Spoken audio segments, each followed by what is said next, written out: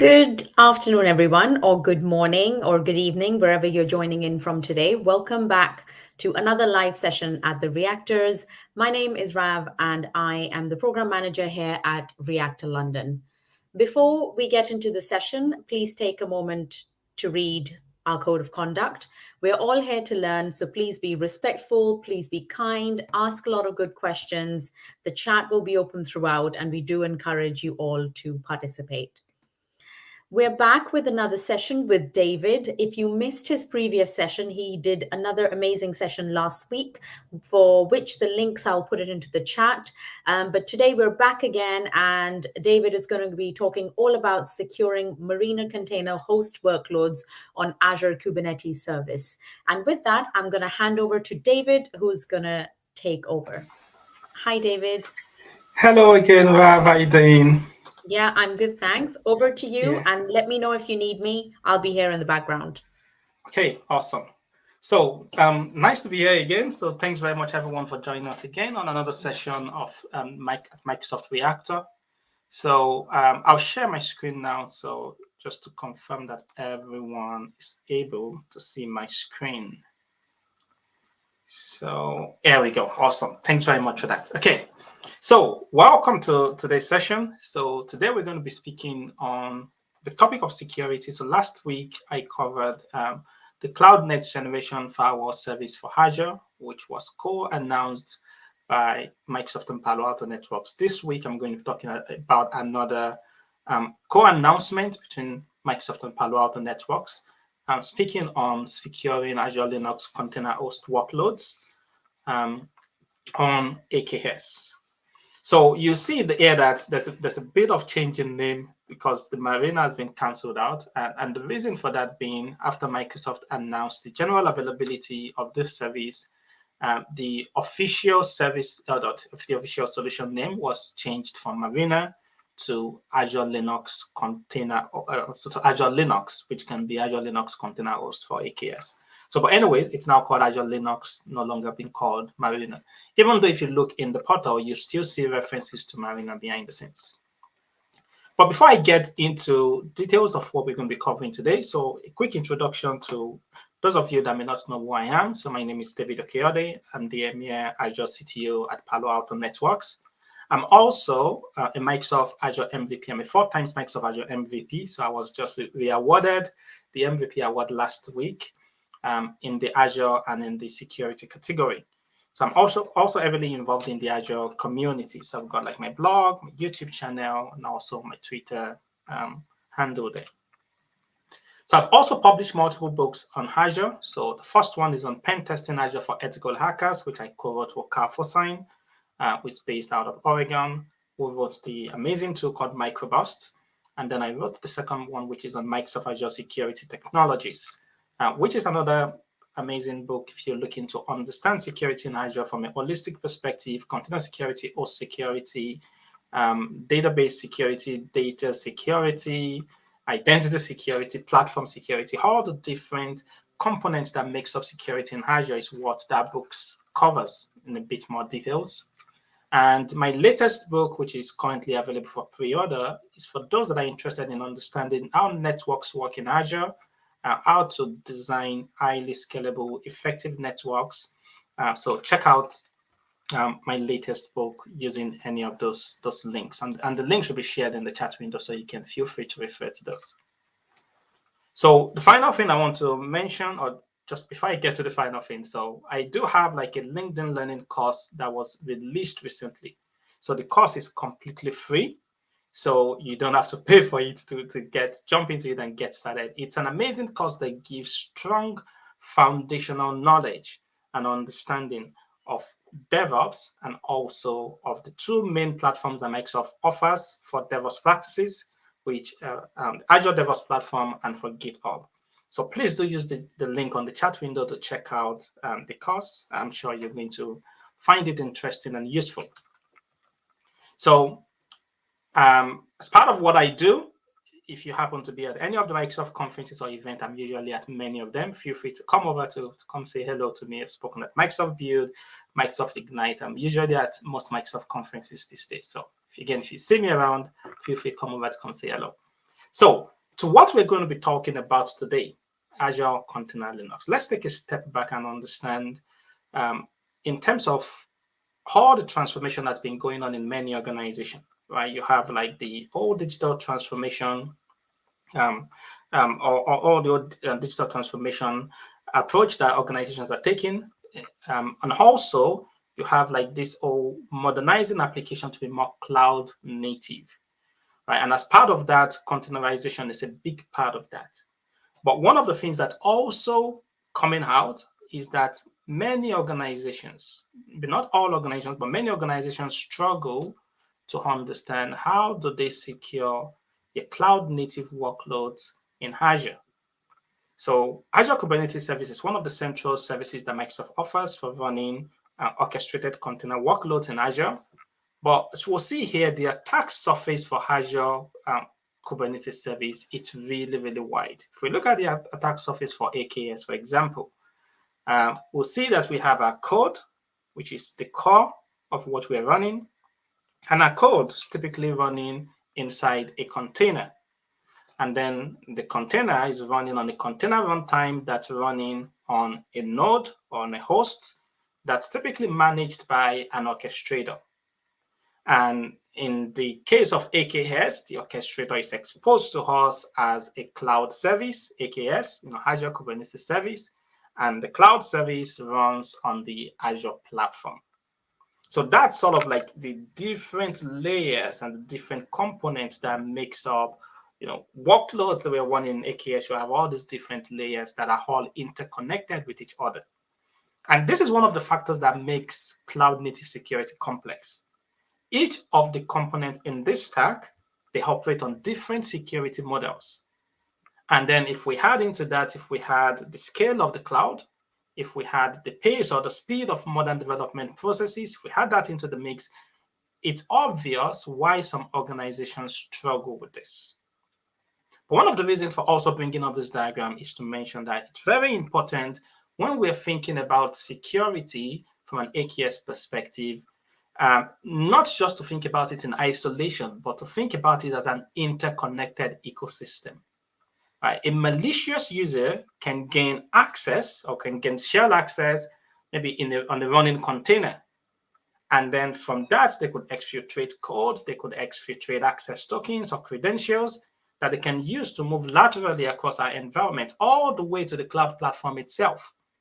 Or an attacker could compromise a cloud credential. And if they compromise a cloud credential, they could potentially use that cloud credential to gain access to container hosts and then access critical applications in production, maybe as another form of supply chain attack to infect users of that application on a wider scale. So cloud native security is complex, right? The modern application stack is very distributed, it can be very complex. But one of the things to also mention here is that part of this attack surface is not our direct responsibility. So for example, in AKS, for the cloud platform, we have certain responsibilities. Part of the responsibilities Microsoft takes care of from a security perspective.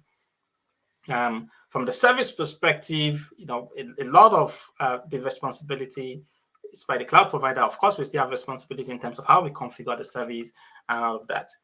But one of the things that I also want to emphasize is that something not being our responsibility does not mean that it does not affect us. The fact that Microsoft may be responsible for the cloud platform doesn't mean there can't be a mistake there that could potentially impact us. Also, having options to make good choices around this, minimizing this attack surface is always a good thing. So let's talk very quickly about how Microsoft keeps a tight control on the supply chain for AKS. So what Microsoft does is that, for example, we have the orchestrator that manages our nodes. The orchestrator that manages our nodes in AKS, it's Kubernetes. Now, Kubernetes is an open source project, but Microsoft doesn't just download and deploy Kubernetes for use in AKS. What Microsoft actually does is that it builds the Kubernetes libraries from source. So that's way to keep a tight control on the supply chain in terms of the orchestrator that's used to manage the nodes that running our container workloads.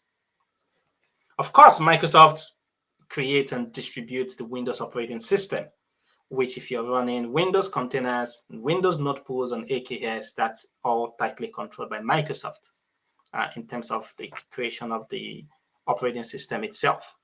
But previously, AKS only gave us the option to use Ubuntu Linux if we want to run Linux containers on AKS. And the Ubuntu Linux was obtained from Canonical. So it's not built from source, it's not built or created by Microsoft, it's obtained from Canonical. So what Azure Linux brings to that is that it brings a tighter control on the side of Microsoft to the node level for Linux containers. So with the release of Azure Linux, Microsoft now controls the supply chain up to the node level. So it's a Linux distribution that's built from source by Microsoft and tightly controlled by Microsoft. Let's take a closer look at Azure Linux. So Azure Linux, formerly referred to as Marina OS, as mentioned earlier at the beginning. So it's an RPM-based Linux distribution that's built by Microsoft, and it's optimized for Azure and for containerization. So the entire Azure Linux, again, built from source, controlled by Microsoft, all the dependencies, all the packages within it are tightly controlled. So some of the value that we get with that is that the components are fine-tuned for Azure. So for example, we have the drivers that are installed. So the drivers are Azure-specific drivers, and the OS itself is added by default. So it has all the security admin best practices implemented by default. And it also supports multiple processor architectures in terms of x86 64 or ARM64 processor architecture.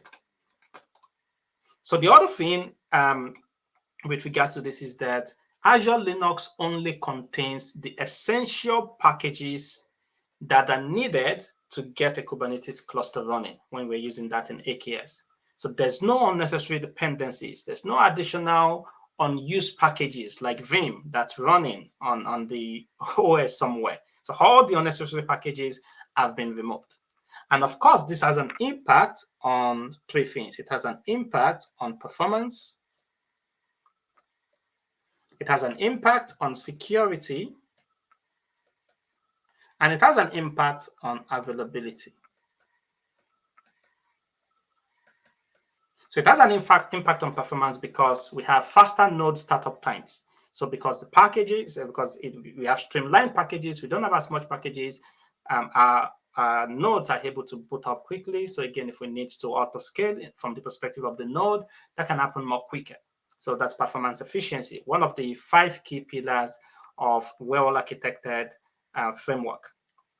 So from a security perspective, that we have a reduced attack surface.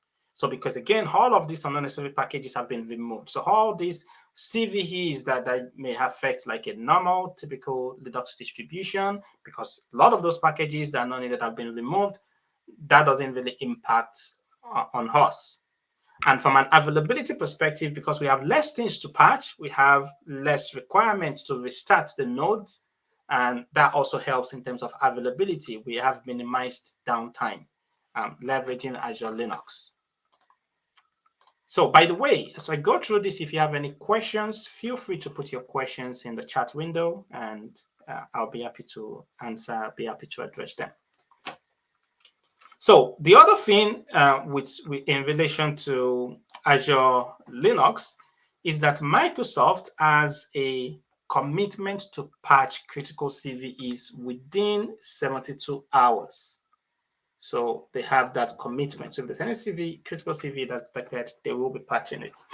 And this is one that, since its announcement, Microsoft has been rapidly adopting this into multiple Azure services. So services like PlayFab, Azure Machine Learning, Cosmos DB, Azure Data Factory, all these services now leverage Azure Linux behind the scenes. And actually, Microsoft has over 300 internal services that now run on Azure Linux instead of using common Linux distribution out there.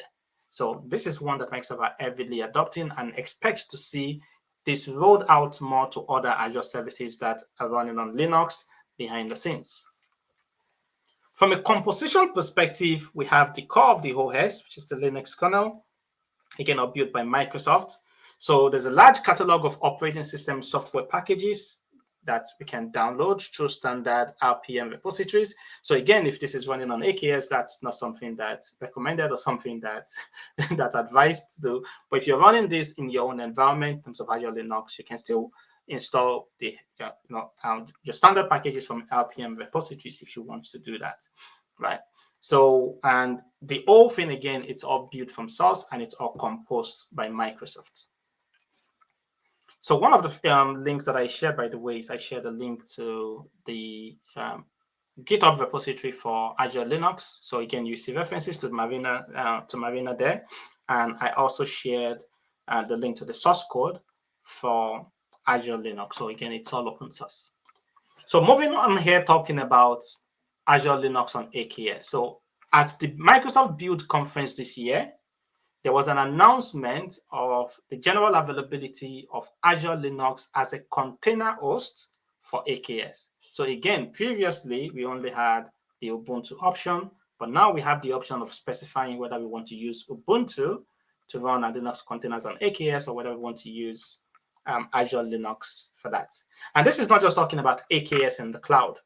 This is also supported for AKS on the edge, that is AKS running on Azure Stack HCI, or even if we want to use it for our own self-managed Kubernetes clusters, we can start using Azure Linux. So again, it's highly supported and highly available. So we can deploy a Linux node pool. We can deploy that into a new cluster as we build that, and I'll show that to you in a few minutes.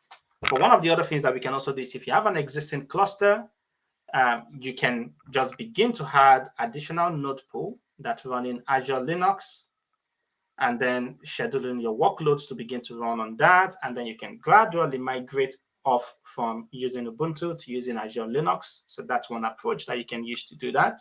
So, but you can also decide to just run them side by side. Run some Ubuntu, maybe for certain very critical workloads that you want to ensure that you have the most minimal attack surface, run those on Azure Linux. And then, of course, you can have your Windows node pools also. So the main advantage of this is that we're combining the benefits of AKS with the performance, security, and availability benefits of Azure Linux. How do we deploy Azure Linux as a container host on AKS? It's very simple. It's a matter of specifying a parameter. So there's a parameter that we can use to specify our operating system SKU. So we can specify the operating system type as Linux, but then when we're specifying the operating system SKU, we can now specify either Ubuntu or we can specify Azure Linux. So all we need to do is we need to specify Azure Linux, and then it's going to leverage that going forward. So let me go over very quickly to the browser and have a look at this. So by the way, I added this link in the chat window. We added this link in the chat window. So if you want to have a look at the announcement at the build conference for AKS and Azure Linux containers for AKS, refer to this document, very nice document that goes into a lot more details in terms of what the announcement is about. But also, let's go to bring up a sample template that I'm going to use for the deployment in a minute. So let's do this. So what I'm going to be doing is Microsoft recently added this template to the Azure Quick Start template. So I'll put this link in the chat window. I don't think it's currently in the list of the ones that's been shared. So what I'm going to do is I'm going to add this to the chat window. By the way, let me go ahead and put this here. So here is the link for the Azure Quick Start template. So that's going to be shared with you. So, but anyways, Microsoft recently has added a template for AKS Azure Linux. And if I have a look at this template, if I have a look at the JSON, and I'll magnify this. So if you have a look at the actual resource definition, so we're creating a resource type using the container, the resource provider container service. And in this particular case, we're specifying our operating system type and our operating system SKU using parameters that's supplied. If you have a look at the parameters for OS type and OS SKU, for the OS type, we're specifying Linux. And for the OS SKU, you see that we have the option to specify either Ubuntu or Azure Linux, but by default, it's we're specifying Azure Linux. So what I'm going to do is I'm going to use these templates and I'm going to deploy a new Azure Linux instance. And so I'm going to deploy a new AKS cluster that's using Azure Linux. So let's quickly go to do that. So the first things that I'll do is I'll create a resource group. So let's go to create a resource group. So I define my resource group and then the location, and then I create the resource group. So after creating my resource group, then I'm going to create an SSH key. So Azure also has an option where we can create SSH key in the cloud now. So we have Azure SSH key create. I'm going to create an SSH key called AKS SSH key. So it's going to store the private key locally on my system, and the public key will be available for me to programmatically read. So let's create the SSH key. So it's going to be called AKS SSH key. Awesome. So it saved the private key, and then we have the public key. So I've got the public key here, so that's fine. So the next thing that I'm going to do is I'm going to put the public key that I'm going to be using for my Kubernetes, for the nodes on my Kubernetes cluster. I'm going to keep those public key in a variable. So in this case, AZ SSH key list, and then I'm going to get the value for the public key. I'm going to put that in a variable. So if I do an echo for public key, I should be able to see my public key. So everything looking good so far. So because I want the name for my AKS cluster to be unique, I'm going to create a new variable with a random integer. So, and then what I'm going to do here is I'm going to create my AKS cluster. So let's see what I'm going to be doing here. Here's what I'm doing. So AZ deployment creates, I'm going to create a new AKS resource. And I'm going to be using the template that I showed you earlier. So that's this template from the Azure Quick Start repository on GitHub. I'm going to specify my cluster name using the random integer at the end. So the value is random. And I'm going to have two nodes in the agent pool with that size. And Linux username will be AKS user. And you can see I'm specifying my OSQ again as Azure Linux. Even though that's the default in the template itself, I'm just specifying it again. And then I'm specifying my public key. So if I go ahead and I create that, one of the things that I would like you to notice would be the speed that it's going to take to deploy this 2-node AKS cluster in Azure. Again, that's all due to the streamlined packages that this is using. So we just give it like a few minutes, and then that's going to be created shortly. So while that's being created, I just want to mention that as part of the announcement, Microsoft announced certain security providers that have support for Azure Linux container host on AKS. And one of the security providers that Microsoft announced, so alongside other partners, is Palo Alto Networks. So there are other partners that Microsoft has announced. But Palo Alto Networks, as they want support for Azure Linux running on AKS, and that's what I'll be showing you today, and that's what I'll be showing you briefly. So the other link that's already been shared with you is this link that talks about the type of support that Palo Alto Network Prisma Cloud has for Azure Linux container host for AKS. So again, I highly recommend that you go through this. The link has been shared with you in the chat window, so do go through this. And again, it's useful to sort of like see what type of support is available. So anyways, let's go back to this. So it's just taking a few minutes. So I think that what I'll do is I'll come back to that then in the interest of time. Okay, I'll come back to that. So let's move on very quickly. Let's talk about the support that Palo Alto Networks Prisma Cloud has for Azure Linux workloads. So again, when I talk about containerization and container security, it's not something that you just talk about in isolation. It's something that you have to look at the entire ecosystem. And the way that this works is that the earlier or the quicker that you can address a lot of security issues, the better. Because again, you look at the scale and the pace of modern development processes, leveraging cloud services and cloud platforms, it's massive. Not many organizations have the manpower to be able to handle things and wait until they get to production to handle things. So the support that was announced starts all the way from your build time when you're building your container images. And I'll show you an example of what that looks like in the pipeline. So that starts from when you're building, when you're developing your container images. And that goes all the way to when your developers are writing code in source control. So for example, when they're writing code in source control, could be using Docker files or other type of templates to build the container image that's going to be deployed to the cloud, to AKS eventually.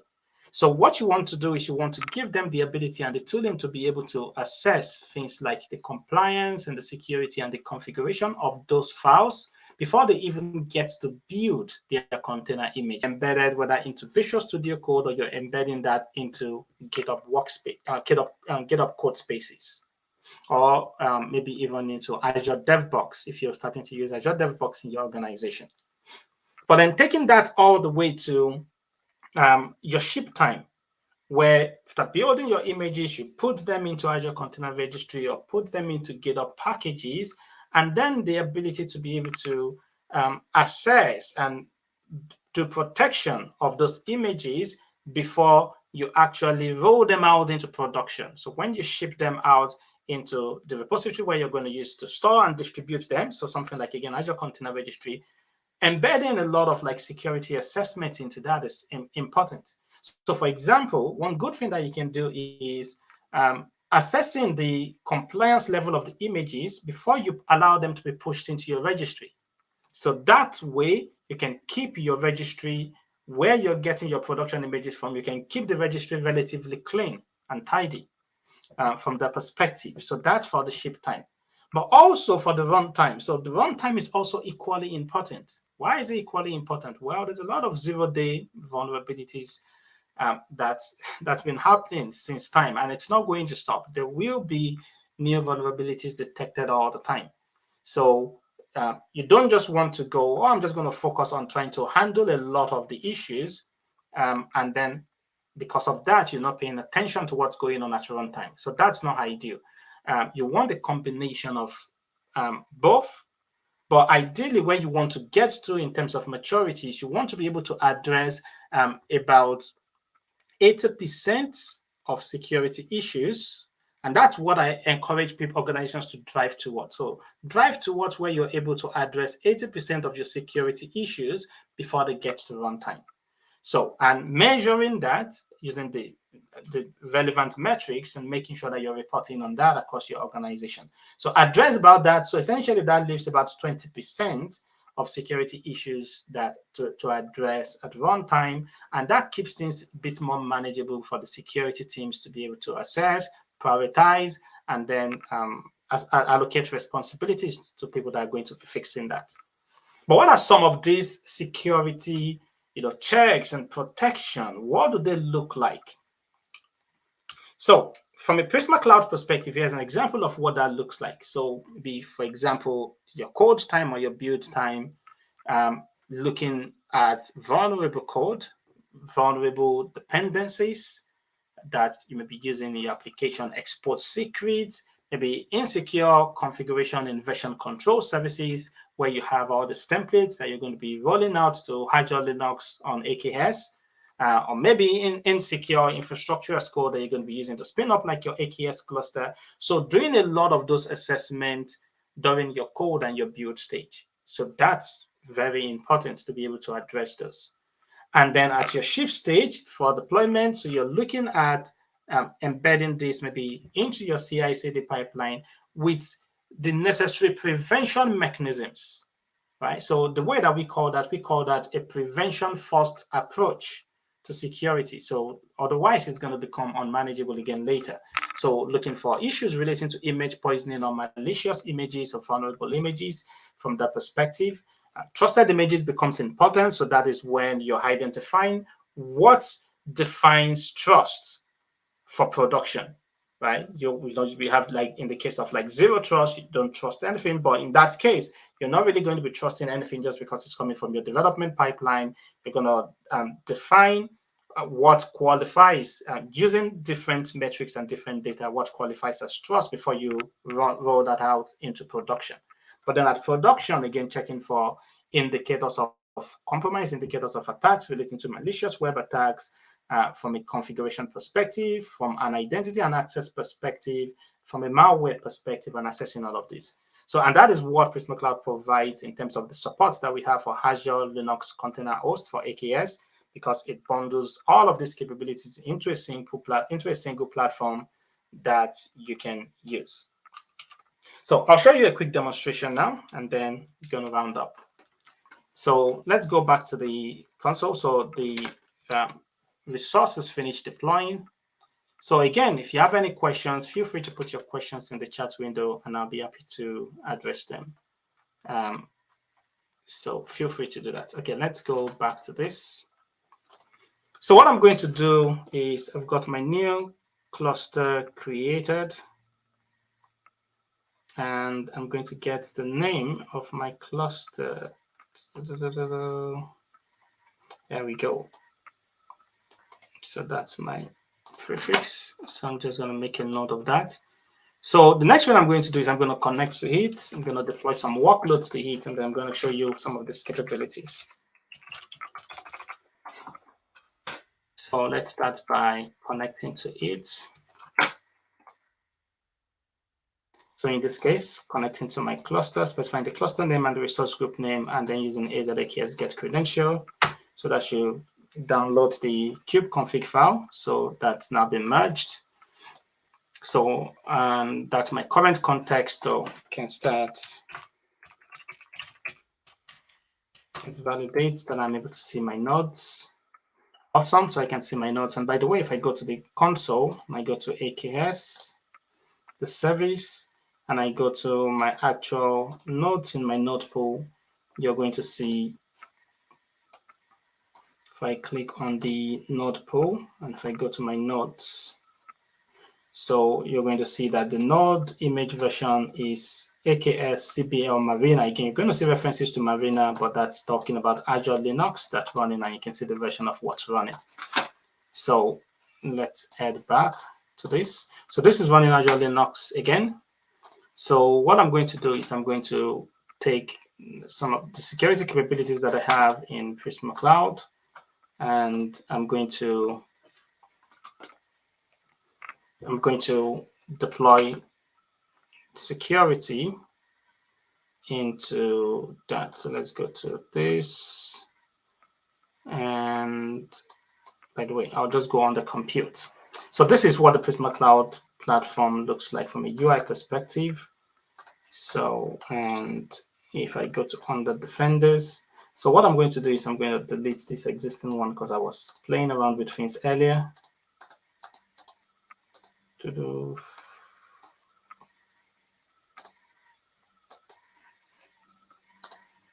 Oh, 1 minute.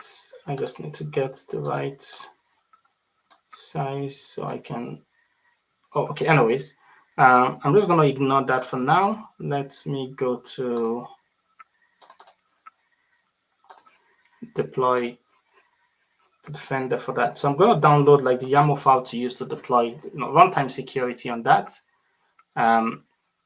So if I go to download that, so that's downloaded that. And then what I can do is I can upload that into my Cloud Shell, which I've already uploaded that. So if I do code AKS payment set, so you're going to see information about what the Kubernetes manifest file looks like. I'm going to use to deploy the protection security on this.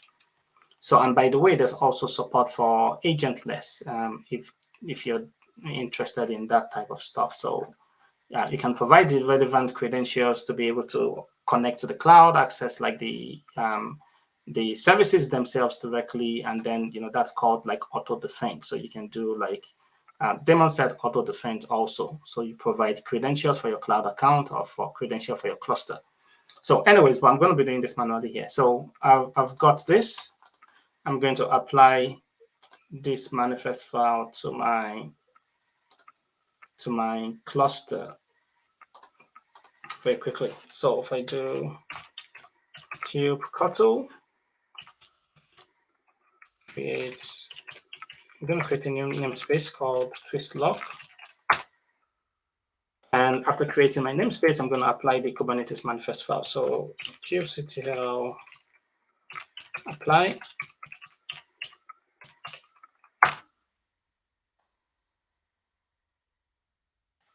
And that's now applied to protection. And if I head back to the console and if I refresh this, so you can see that it's now connected the nodes in my cluster. And because, again, this is a daemon set, anytime there's a new node that's added to the cluster, it automatically gets the protection. And then, again, I can go ahead and I can start configuring my node workloads. So what I can do is I'll just quickly deploy like a sample application. So there's an application called SockShop. That's really popular for demonstrating Kubernetes. I'm going to deploy that. I'm going to create a new namespace called SockShop. And I'm going to clone the repository for SockShop. And then I'm going to deploy it to my AKS cluster. So the manifest file exists in the repository that I just cloned. So again, it's going to create an e-commerce website that sells socks. So let's clear the screen. And let's deploy this. So kubectl apply, and I'll specify my file, which is that. And that should create all the necessary deployments and services that's needed to run this application. So quite a lot of services created there. So if I do kubectl get services, and then specify my namespace as SockShop, and see a list of all the different services that it's created. So everything is looking good. If I need to get the IP address to connect to this new deployment, I can get IP address.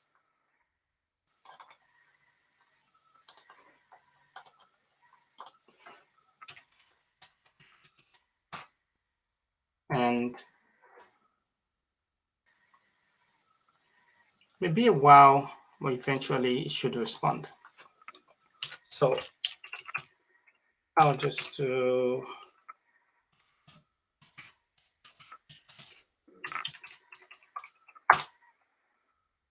so it's still creating some, and then once it's finished creating and everything is all ready, I should be able to connect to it. So I'll just give it a few minutes to connect to it. So anyways, let me go over to look at some protection for my workload that's running on Azure Linux on AKS. So again, in the compute section, what I'll do is if I go to the defense section, which is where I configure my defense policy, my protection policies. One of the good things I can do is, for example, I can go like to the vulnerability section. And in this case, there's an existing rule here. But what I can do is I can go to create a rule. So, and the good thing about this is that you can create different rules for different scopes and different areas within your AKS cluster, your workload that's running, again, on Azure Linux. So you can define different rules. So for example, I can define a separate set of rules that's going to apply for any workloads that's running in the SockShop namespace. And then another namespace has a different set of policies that's going to apply to them. So for, again, from a vulnerability or from a compliance perspective. So in this case, I can specify the scope that I want to apply, whatever policies I'm creating, and then I can specify my policy name. So baseline for SockShop app. and what's the alert level in the sense of vulnerability. So I can specify the alert level, anything that's high, anything that's critical. And what are the risk factors that I want to look at? Because that's very important when you're talking about vulnerabilities, right? So you don't want to get into where you're just throwing everything without context. Context is very important when we talk about vulnerability management. This is not the space to talk about that, but context is super important. So in this case, you can be looking at the actual vulnerability that's identified. Does it have an exploit in the wild? Right? Is there an exploit POC that's available? But there are other factors that you can consider as part of like the risk assessments that Prisma Cloud supports. So for example, is the application externally available? So for example, if you have an application that's pretty much locked down, almost no one can get to it, if it has a few vulnerabilities on it, even though there may be an exploit that's available because you've mitigated that risk, that may not be a big concern to you. So again, there's like, I think there's a list of about 8 different factors that Prisma Cloud will consider as part of that. So I can specify the risk factors that I want to alert on. But this is also important because you can actually block on that.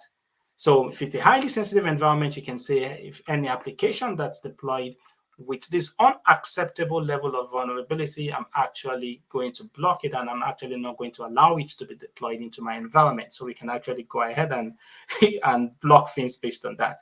And again, we can define like the risk assessment that we're going to use before we block such applications. We can also add additional context in terms of maybe we want to exclude anything relating to the base image because maybe there's nothing that we can do about it for now. So we can look for other means to mitigate that risk.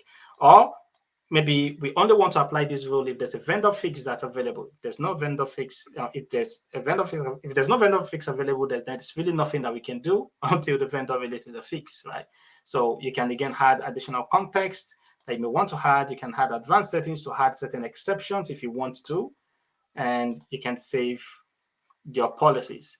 And then you can define these policies for containers that's running, containers in your registry, containers in your pipeline. Speaking about containers in the pipeline, let me show you an example of this in the pipeline. So here is a sample pipeline in Azure DevOps that has 4 stages. It has the pre-build stage, the build stage, the pre-deploy stage, and the deploy stage. And if you have a look at what's doing at the different stages, so you see that at the pre-build stage, going to be leveraging, again, capabilities in Prisma Cloud to do things like scan the code repository, to scan things like the Docker file. But then while building the application, can do like additional scan for maybe scan the container image before pushing the container image into the registry. But then again, like maybe before deploying, we can do things like maybe checking like our infrastructure as code file before we go ahead and use that for deployment. So again, this allows us to be able to embed this easily into the pipeline, and it's going to be applying whatever policies that we've configured at this level. It's going to be applying it here. So anyways, let's go back. So that for vulnerabilities, I can do the same thing for compliance from a compliance perspective. So I can begin to define compliance policies. It should have existing ones that I can use. So here's an existing one that I created earlier. So I can define a compliance policy that's going to apply to any of my Azure Linux nodes that's running on AKS. So from the perspective of looking at the applications that's installed on them, looking at how they are configured. But I can also do that from a trusted images perspective. So this is where you can begin to say images that are allowed to run on your Linux hosts on AKS, they have to come from a trusted source. So here's an example of the one that I did earlier. So for example, I had this one earlier, and I had a rule to say only images that comes from that container registry, and that container registry essentially is pointing to my organization's Azure Container Registry. So only images that are coming from that registry are trusted and are allowed to run in my environment. And that allows me to lock things down from that perspective and lock things down from that level. So again, highly effective tool set when it comes to securing your container workloads running on AKS. So, and this gives like a quick overview of all of that. So if you're interested in sort of like going through like a hands-on scenario on securing Azure Linux Azure Linux Container Host workloads on AKS. There is a link that's okay. 1 minute. There is a link that I'm going to put in the chat window.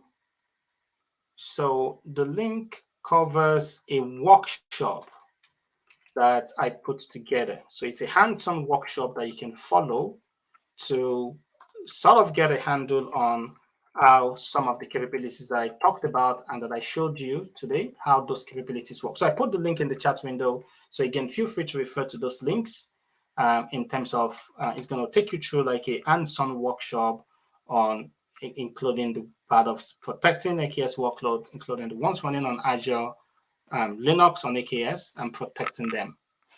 So let's get back to the slide. So that actually brings me to the end of my presentation today.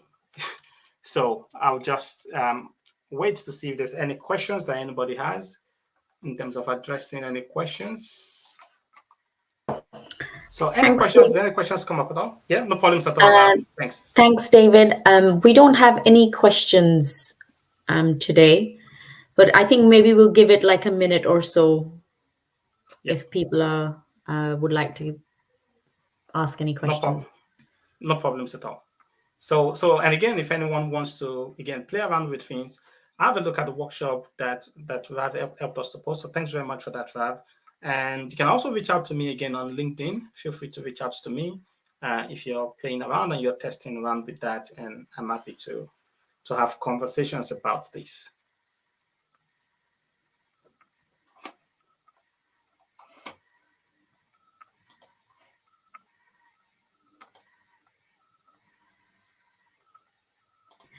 We don't have any questions, but Obasoro left a comment saying, I have worked on Prisma Cloud, but interesting what you showed. Ah, nice.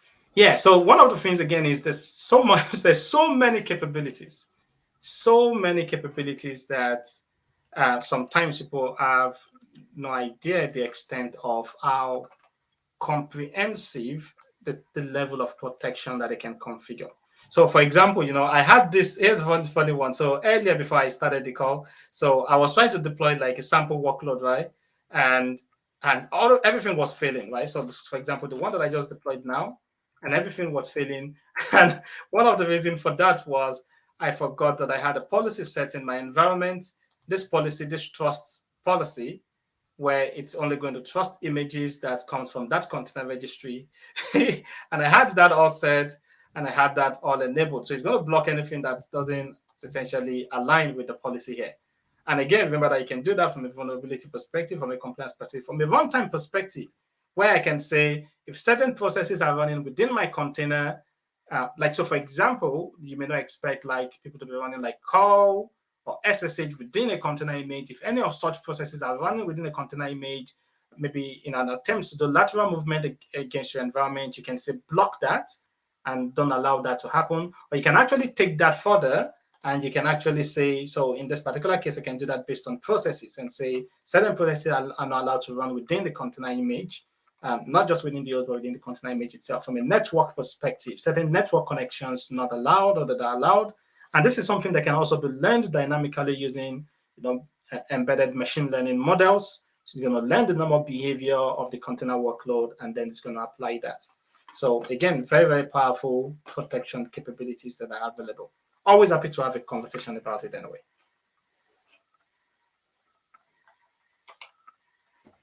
Okay, so I guess there's no more questions, David, but thank you very much. Thanks very much, Rav. Have a lovely day. And you too. And thanks everyone for joining. We'll see you at the next session. Bye, everyone.